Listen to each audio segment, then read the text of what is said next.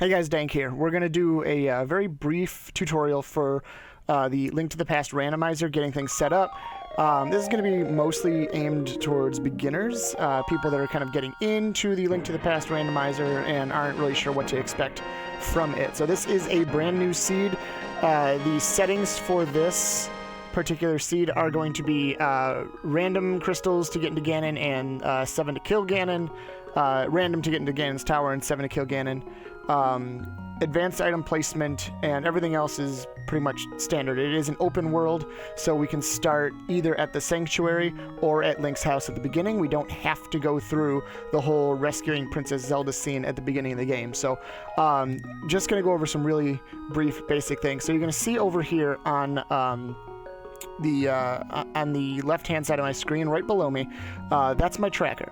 So I use Emo Tracker. I will provide a link in the description, and it's a wonderful tracker. It's completely automatic. All you got to do is set it up. So I'm using an SD to SNES connected via USB into my computer. So it's so easy to set that up. All you got to do is load in the ROM, get the USB set up on your SD to SNES, load up Emo Tracker, and then there is a little indicator at the bottom right of Emo Tracker. It looks like a robot. Right click on that, and you're going to hover over SNES and select SD to SNES, and it's done. It's ready to track right then and there. So it's that easy to set up for the SD to SNES. All I'm going to do now is I'm going to put in my name, and we're going to get things going. So I'm going to show you the way that I start out in something that, not even the way that I start out, but I'll show you a few of the first item checks. But what I want to do is go through a few things that will help beginners to this game, get through a few of those early checks. So if you were to start at the Sanctuary and get that item first, let's just see what happens here. Again, I said, like I said, it's a brand new seed, so I don't know what it is. It's some arrows that'll be helpful later, not really helpful now, but we're going to go immediately to the right once we exit the Sanctuary. So we're going to go on this way, and this is going to be the Houlihan Room. The Houlihan Room, of course, is available in early versions of A Link to the Past. And what this is going to do, it's going to give you some free rupees so that you can get some of those early checks. You can get the bottle vendor. If you have early access to the Dark World, you're going to be able to get a lot of those checks in Thieves Town. So what you need to do first is go into this cave and out of this cave. Go right here next to the ladder, jump into the water. I do it 4 times. So you're just going to keep holding down until you jump in 4 times. And then immediately go over to this bush, lift it, and fall in. So you're going to go into a room right here. It's got all these free rupees. So all you got to do is collect them, and that's going to help you out a ton in some of the early games. So where can this help you out? Some of the easiest things to show you in terms of how it's going to help you out is, I can go right into Link's house, and there's item check number 2. I'll save and quit right here and show you another immediate spot where this can help. This can help you out is once you leave Sanctuary, go over to Kakariko Village. Now I'm going to skip a few things around here so that I can show you why these rupees could end up being pretty important. If you're going over to Kakariko Village and you've opened up your first checks. Now, there's a ton of checks in Kakariko Village. In Blind's Hut, there's, 5, 6, I believe? 1, 2, 3, 4, 5. There's 5 in Blind's Hut. There's another handful over here in this well. Now, let's say you've gone into all those places, opened everything up, you don't have any rupees, and or you didn't find any bombs. So of course, to get the final treasure in Blind's Hut and in the well, you will need some bombs. Come on down to this shop right down this way, and you'll be able to purchase a set of bombs for 50 rupees.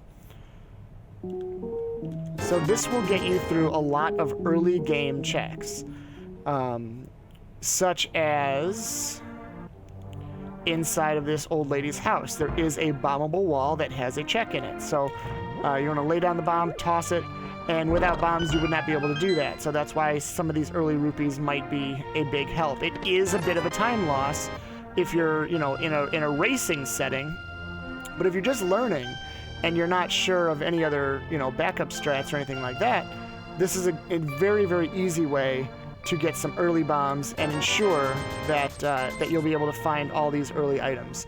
I'm gonna cash in my 100 rupees at the bottle vendor to give 20 back. So that sounds pretty good, I guess. A bit of sarcasm here. There's that. So then there's another bomb wall right there.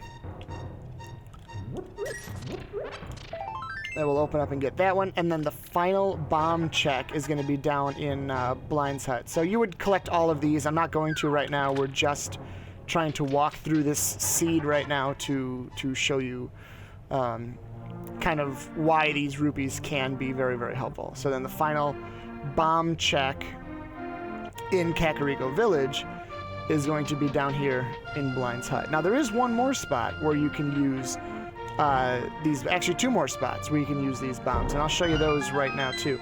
No, there's 3 more spots where you can use these bombs. There's a ton in the light world and a handful in the dark world.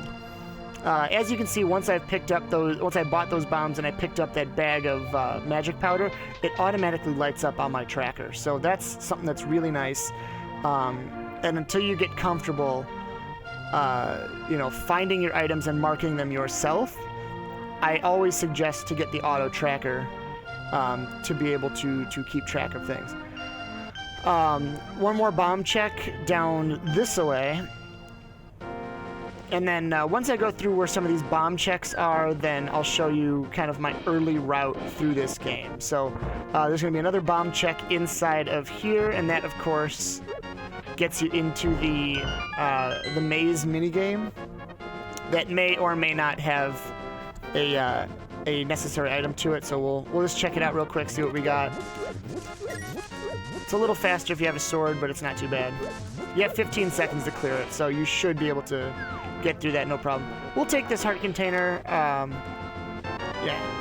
Then we're going to save and quit. I'll show you the other 2 spots where you can use bombs to get into a couple of necessary checks. Both you're going to want to start off at Link's house. And then once you do one, you're going to turn around, save and quit, go to Link's house, and do the other. But the first one's going to be down this way. It is Mini Moldorm Cave. I don't suggest doing this unless you have a full allotment of bombs, a sword, or a hookshot. These things die one push of the hookshot. Otherwise, they are kind of a pain in the ass. Even with bombs, they're kind of a pain in the ass. So you get in here, you got Mini Moldorm Cave, and there's 5 treasures. So that's going to be a very, very important one to check as well. And another reason that bombs will be necessary early game, or if you have bombs early game, then it's a very handy check to go to. And the last one that I can recall off the top of my head is going to be over this way. You're going to go towards the desert. It's a bit of a walk, so it's, you know, it's a bit out of the way. I don't blame you if you skip this one at first. But if you're kind of running out of ideas, or, you know, you need something to go check, then definitely go do it, because it, you know, sometimes it will, obviously, it's a check, so sometimes it'll have an important item. But you're going to keep going all the way over to the desert, and once you get into the desert, just turn up. There's a cave up this way, Agonized Cave. Don't get hit by the vulture. And once you get into Agonized Cave, you can do what I've been doing with some of these other rooms. You can drop a bomb, pick it up, toss it, and it just saves a little bit of time. Just, you know, again, it's more important in race settings if you're going to be doing it that way, but it's not a bad way to go about things. And this has the boots, so this was a good check, a necessary check. And if you were going to be waiting to go here until you got boots, or until you got your, ocarina or your flute, then you might have been missing out on some boots for quite a while. So we're going to save and quit real quick.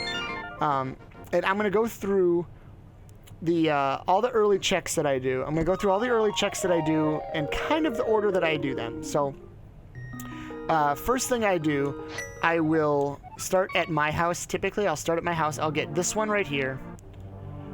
And then I will go into the first part of the Rescue Zelda scenario. You don't have to do this at all, really. If there's no item that's going to be on your uncle, then you don't need to do it at all. But you don't know, so you may as well check. But I will go up here, fall down the well. It's actually a little bit faster to do it from the other way. So there you got 50 rupees. So you would have been able to purchase your bombs without doing the Houlihan room, but you know, that's a risk-reward thing. You do have extra rupees after doing the Houlihan room.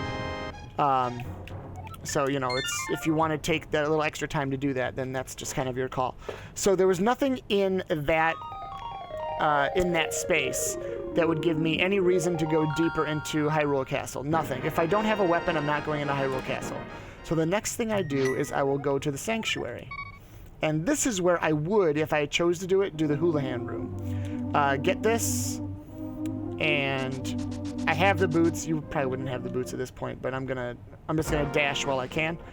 And the early checks that I do are gonna be first, go up to the Lost Woods. So the reason you're gonna go up to the Lost Woods is see what kind of seed this is. We need to check the lumberjacks. You can pull on this tree right here. Just some hearts, so it doesn't really matter. If you're low on hearts, then it's helpful, but if you're not, then it's no big deal. Try not to bonk like that. That was dumb. But you're going to check in this cave, and this will tell you what kind of seed this is. So what's up here? 20 rupees. So immediately that tells me that I don't need to worry at this point about fighting Aghanim in Light World. Now, there could be other circumstances where you might have to do that, but there's no required item on the lumberjacks, so I'm not going to worry about having to do that right now. I then come into the Lost Woods, dodge this stupid bird, head to the left. We're going to pick up this item here. We had bombs, so we wouldn't have had to necessarily purchase those early bombs, but you know, again, that was a scenario just illustrating the idea that if you went through your early checks and didn't have bombs, then you could do that and have bombs available for you later in the game. Now, right here we had the hook shot, so that will kind of dictate what I'm going to do next. I'm still going to go into Kakariko Village, do all of those checks, and well, once I'm finished with Kakariko Village, then I'll show you just kind of the other basic checks. And then from there, you know, I'm going to kind of leave you on your own to do your own thing. But these are the first little basic checks that I will always go through. So we're going to go down into Blind's Hut. If I had bombs, I would lay one down here, throw it at the wall, and then start pushing all my blocks. Again, just as a time save, and open up all of these chests. And you're gonna push this one up and this one to the left. And I have a nice early sword. With this opened up, I can go get that check, and you're all set. After that one, we're gonna go over to the well where we were just at, where I tossed the bomb. And we're gonna do that check. So then the way that I do this particular room, if I have bombs, I drop a bomb, get up here, throw it, open this chest.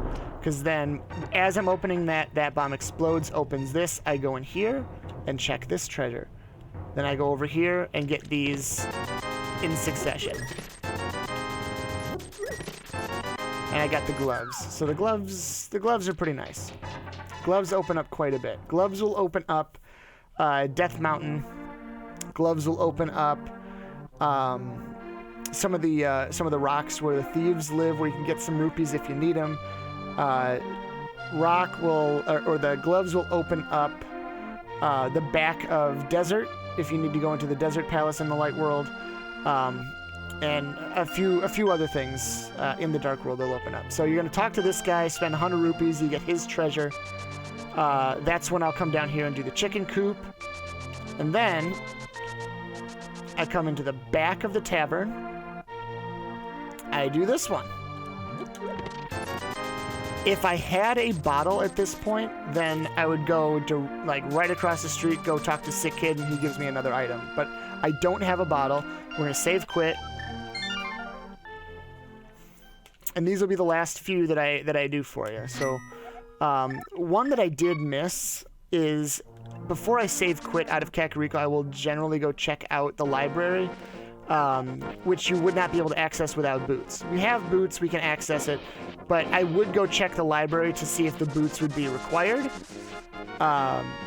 You know, if it's got some sort of, like, one of my swords on it, or the Titan's mitts, or something like that, then you know that the boots are going to be required to be able to get that item. There could be seeds where the boots are not necessarily required, and those are fun, albeit slow seeds. Just a bit of a drag, because you got to go through everything without being able to run. 5 checks here. Flippers. Now, getting the flippers, the reason I do the Houlihan room early, if I do it at all, is because once you get the flippers, you can't do it. You can't do it. Those are going to be all the early checks. Now, I'm going to show off just a few simple little tricks here and there to kind of save you some time, do some out-of-logic checks and things like that. So we'll pick this back up in the Link to the Past practice ROM, and we'll go from there. Okay, so one of my favorite and earliest tricks that you can do in vanilla game, and you would need in the randomizer, you're gonna need boots and either the sword or the hook shot or something like that. I'll show you with the sword, and then I'll also show you with the hook shot. With the hook shot's a little bit easier. With the sword, it's kind of, it can be a little bit finicky, but what you're gonna do is on steps, charge your sword. You need to charge your sword. And then what I will do is I'll show you real quick. I am going to charge my sword and then slide my finger over to the A button to kind of start the charge, start the dash of my boots. And you'll be able to check if this has worked by seeing if, this is called spin dash, if it is loaded. So let's try that out right now. We're gonna charge a sword, slide, and I'm swinging my sword right now, and it's not doing anything. That means that I have loaded this glitch, and I can move around the map just like this. Now, there's things you need to be careful of. If you touch a ledge, you're going to jump down that ledge, you lose the speed, no matter what. Going up the ladders is not much faster. But once you get off the ladder, if you have this armed, you're still going to be in your speed. So this is very, very helpful just for world travel and getting to places like through Death Mountain real quick. If you get hit by an enemy, it goes away. So you're going to want to avoid getting hit by enemies. But anywhere where there are some steps, this is very, very helpful and will save you a ton of time. All right, another basic trick I'm going to show you right here. This is called Fake Flipper. If you don't have your flippers yet, which as you can see, I do not, you can still swim in the water. What you have to do is you have to trick the game into thinking that you belong in the water. What you're doing is you're canceling the animation of Link splashing into the water by transitioning the screen at the same time that you are jumping into the water. That's a lot of information, and it's a very long, convoluted way to say, you're tricking the game into thinking that you are swimming even though you are technically not swimming.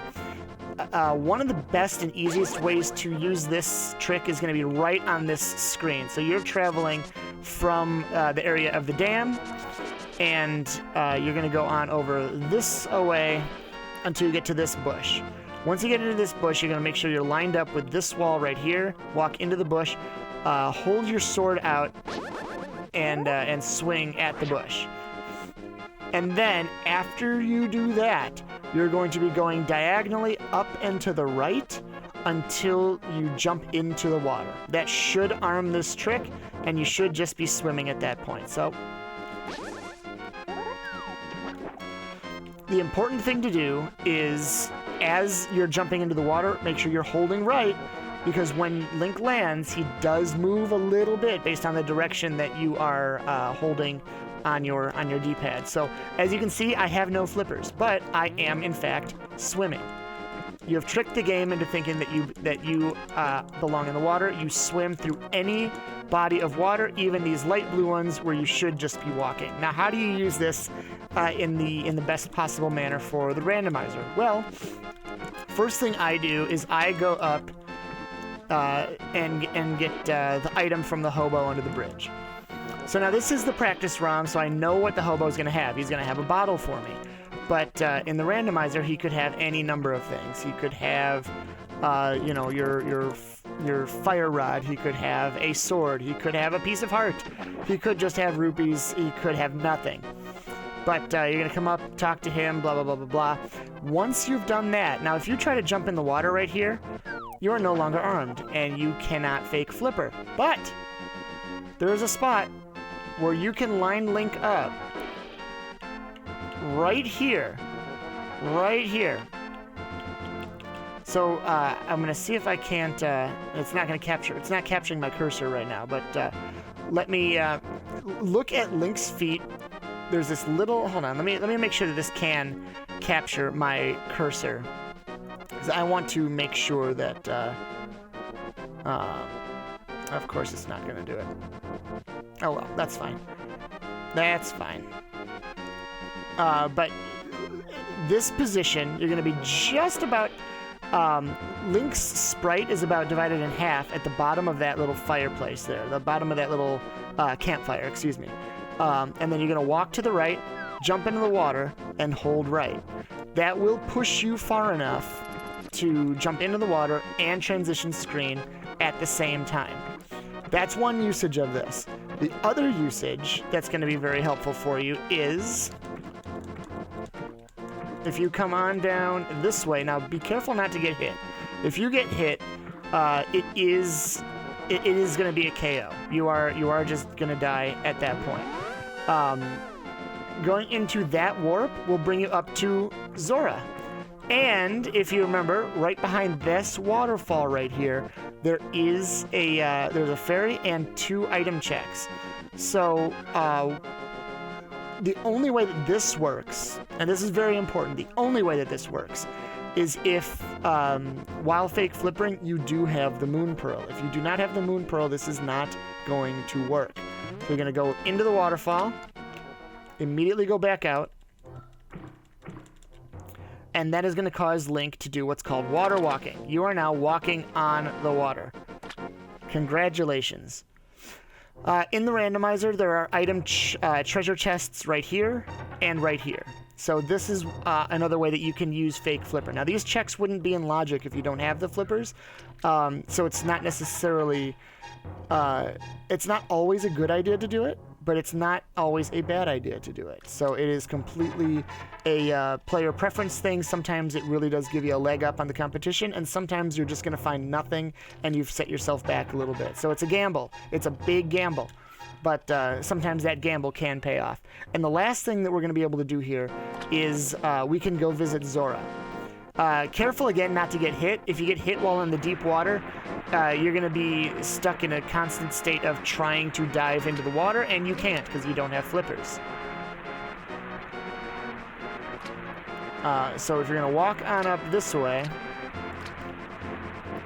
and if you jump onto the grass, or if you walk onto the grass, excuse me, you're going to jump out of the water. The game is going to completely stop this idea of you being able to walk on water, swim in water without flippers, any of that nonsense, and it's going to put you back to a vanilla state. So the last thing you can do with this, that it opens up this Zora check real quick, which is nice if you don't have the gloves. If you have the gloves, you can get into this area and you can check Zora.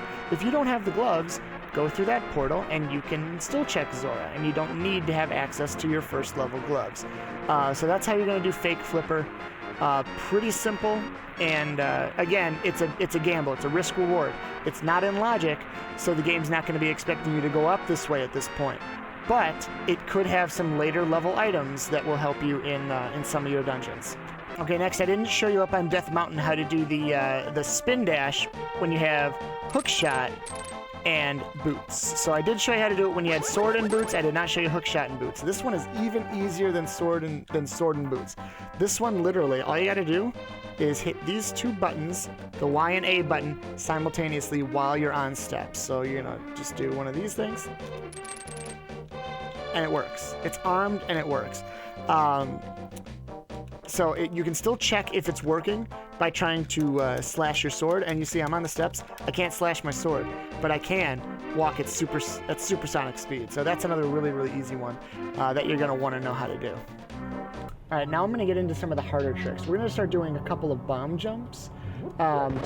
Some of these are fairly simple, and some of them can be pretty difficult. This first one is not too bad. Doing it the normal way without any sort of other help, like the boots, which is another way you can do it, and I will show you how, is tight because you have to get Link's sprite lined up just right. This is where Link's sprite needs to be if you're going to be doing this bomb jump without boots. You see how the bottom of his ears, the bottom of the sprite on his ears, is lined up perfectly with the tip of the jagged edge that falls into the pit. All you have to do now is lay a bomb and wait. You will make it over that pit, and then you can check this chest. The other way you can do it that is significantly easier is if you have access to the boots. So now you can line up Link. You're still going to need to get pretty close to the pit, but you don't need to get as close. Like, it will work right here, but as you can see, Link's ears are not lined up with the jagged edges going into the pit. All you got to do is lay a bomb, wait for a minute. When it starts to flash, dash into the wall. That will send Link far enough over the pit to be able to execute that bomb jump. One of the next ones I'm going to show you, let's actually just do one of these and get into Ice Palace is going to be a very handy one. Now this one is significantly more difficult. I'm actually going to give myself a few more bombs to be able to do this the right way. So Link, again, lined up with his back to the pit. You're going to make sure you are flush up against this wall, and then line up Link so that he is covering those spikes. That's important. You're going to lay your bomb, and that wasn't quite far enough. You can tell if you're going to get it by the positioning on Link's hat. I was a little too high up at that point, so we're going to lay it right there. All right, I'm gonna try to pause this so you can get a feel for where Link's hat is, because it's not paused right now, so I can't really I'm blocking him with his position. But once I unpause this menu, I'm going to try to pause this for you, and you'll see exactly where Link's hat is in relation to the wall, in relation to the coving on the wall. And that's how you know that you are going to get this bomb jump. Right there. I'll show you the positioning right here, actually. This is what I'm not even gonna freeze it. We're gonna go line up to cover the spikes, perfect. And Link needs to be right here, so that the green on his hat is just below that black line that, of course, my cursor's not being picked up, so you're not going to see it, but that little black line that's along the wall there, you need the top of Link's hat, the green on Link's hat, to be flush with the bottom of that line. So you know that once you line up the bomb up here, come down there, it works every single time. So that's the easiest way to execute the Ice Palace bomb jump. All right, so this is one of the, probably the hardest of the bomb jumps. This is going to be hammering up. So first what we're gonna do, I need to show you these tiles here. You see how these tiles have this sort of round skull-like shape. You're going to be lining up this green item menu with the bottom of, the top of these tiles. So that green item menu is going to line up perfectly. I'm going to use Link's sword as a cursor here with the top of some of these tiles. Then you need to move Link's position so that he is going to be able to be pushed across the ledge by the explosion of the bomb. I'm going to try to show you this on my first try. We'll see how this goes. We'll see how this goes. This is a perfect position right here, actually. So you can see a few different things, and I'll kind of draw them out. First, the tiles that are at the top, you'll see that the green item menu is flush with the top of the next set of tiles. You can't see the tiles at all, but based on the positioning where they always are and the lines and all this, that green item menu is flush with the top of those next set of 2 horizontal tiles. So what I'm going to do right here is I'm going to drop a bomb to my right. I have to turn right and drop a bomb. Then we're going to be moving Link, and I'll show you what we're looking for at that point. Alright, so there's a few things that I look for here. This is a perfect position. First, the bomb is, you see the bottom 3 pixels worth of the sprite of the bomb. It's just going to be the shadow. If you see any of the blue part of the bomb, this is not going to work. So do not assume that if you see any of the blue part of the bomb that this is going to work. Next, I look at the top of Link's hat. It is flush with the middle portion where those 2 tiles kind of merge together. It's flush with that little tiny speck of area. I'll try to draw it out before the bomb launches me over, so you can kind of see what I'm looking at, and you'll be able to tell what's going on.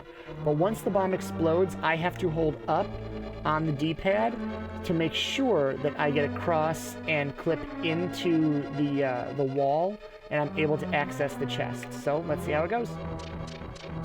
Hold up, you get to the chest. So you'll be able to skip going across that bridge and all of that lovely stuff. You can also go into the dark maze right here and get the treasures just a little bit quicker. So you got 1 treasure down here, and you got 1 treasure in the upper right corner. So that is going to be Hammer Yump. I will try to draw out some impressions, in the video to show you where it is. So hopefully I did that for you. Alright, this is another very technical trick. I'm going to give myself really quickly the Cane of Samaria. That's the red cane, the candy cane, and we're going to equip it. Now this is a glitch called Icebreaker. This is very, very handy, again, if you're doing seeds that are Q-Sanity seeds, or you're not particularly comfortable with the Ice Palace bomb jump. You can get full access to all the chests by using this glitch. So what you're going to do is you're going to get Link into the doorway so that he can't really, he's locked into a horizontal position. The first thing you're going to do is you're going to line up Link's sprite so that it is just off center. Link is just a little bit more to the left than where this little coving is on the ground. Where that line is kind of intersecting his shadow is just a little bit off center. From this point, I'm going to try to show you on my controller here. You're going to hold down and right. And if you're doing this, Link has clipped into that wall. You're clipped just a little bit into that wall, 1 pixel into that wall. So I'm going to try to... Alright, perfect. So after this, you're going to activate the Cane of Samaria and release all buttons. Release all buttons at that point. So now Link is going to be facing that way. And the last step to activate this glitch is you need to press left on your control pad 1 single frame. The way that I do this is very, very simple. And you'll know that you've activated it if when Link moves and you hear the movement of the block that's laid by the Cane of Samaria, the block only moves far enough so that you are still seeing the black edge of the sprite of the block and the black edge of the sprite of the wall that it's sitting up against. If you see anything in between those 2 black lines, this will not work. All you have to do at this point is press down, and you're going to walk right through the wall. That is Icebreaker, and very, very handy in Q-Sanity seeds. Okay, this is going to be the last trick, and again, this is a little bit more of an experienced player's glitch, but it's kind of fun to play around with. So this water level right here I have not yet gotten the key that's underneath that skull. Now, what happens if I activate the water level and I flood that key? I can't get it. So what I am going to do is I'm going to do that on purpose. I'm going to do that on purpose. So there's a few things that I need here. I'm going to give myself the Cane of Samaria, because it makes it just a little bit easier to do this glitch with the Cane of Samaria. You can do it with bombs. I find I have a lot more success if I'm using the cane. So I am going to flood this key. I'm also going to equip myself with some BAMs. Alright, key is flooded. You shouldn't be able to get this key right now, but you can. You still can. Lay a bomb right here and get to this door. As the bomb explodes, but before the color changes on the switch, go through that door. The switch is activated, but since you didn't see it change color, the tiles right here, the little blocks, did not rise. Next, I'm going to get the Cane of Samaria. We're going to try to get out of the way of this fire bar right here. And I'm going to line Link so that he is in the perfect vertical position. So if you're pushing up against this wall, he's in the perfect vertical position. See, he's not going to move anyway. What you're going to do next is you're going to hold out your sword, charge it, and you're going to walk just a little bit backwards. So the reason that the cane is important is it kind of sets up a blockage for Link and will allow you to clip into this little railing here and jump into the water, so you're water walking again. So with your sword out like such, you're just going to release, lay out the cane. What's important is that at least half of the that part of the block is going to be in line, like the middle portion of the block is going to be in line with the end of that railing. What you're going to do next is hold out your sword, charge it, jump in the water, and I'll try to show you what I'm doing on my controller while I'm doing this. So you're going to jump into the water, you're going to hold down right until you start swimming. When you start swimming, only hold right. So jump in, down right, right, hold your sword out, and then you're going to hold the diagonal up and right direction.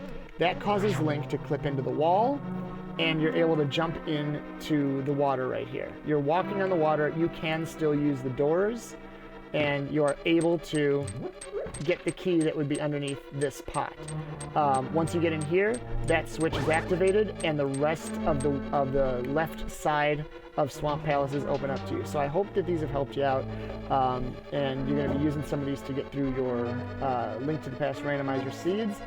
Practice makes perfect with all of these. So good luck, have fun, and we'll see you on the next one.